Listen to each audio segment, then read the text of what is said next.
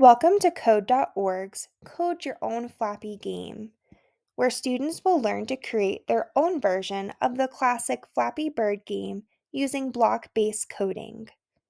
While block coding is not a coding language, it provides an introductory level of coding with each type of block representing a different function. This course introduces them to essential coding concepts such as events and variables, while allowing them to build a fun and interactive game. To kick off the course, students will watch an introductory video outlining the key learning objectives. After watching the video, students can get started on level 1. They can track their progress across 10 lessons using the toolbar at the top of the screen.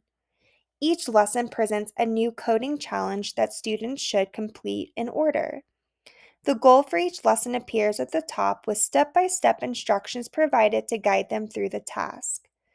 Students can have the instructions read aloud to them by clicking on the book icon and then pressing play.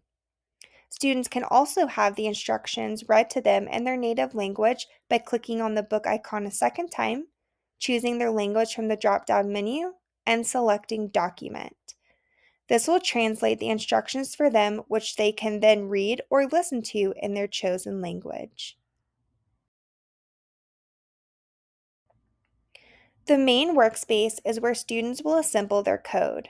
Throughout this course, students will use event handlers, or green blocks, that define actions in response to events. They will start by using a when click block to trigger the bird's jump when they click their mouse, and then they can use extra blocks like play sound to make the game more engaging.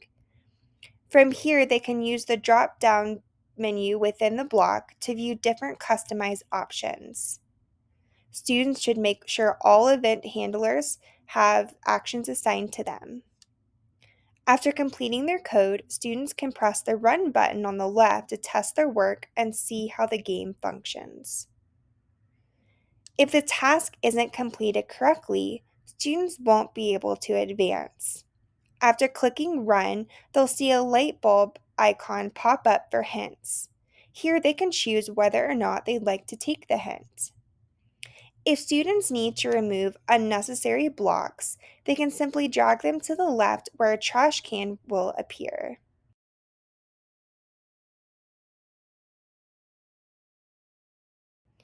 In Level 10, students put their coding skills into action by creating a customized version of their Flappy Bird game. This final level introduces new customization options, allowing students to modify gameplay elements like the bird's speed, background, and sound effects.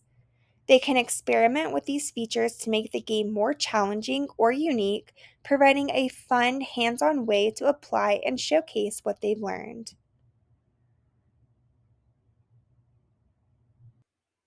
Once finished, students can click the orange Finish button to generate a shareable link for their game. If you'd like students to share their games with each other, encourage them to post their game links on whatever learning platform you use, such as Google Classroom, Schoology, or Seesaw.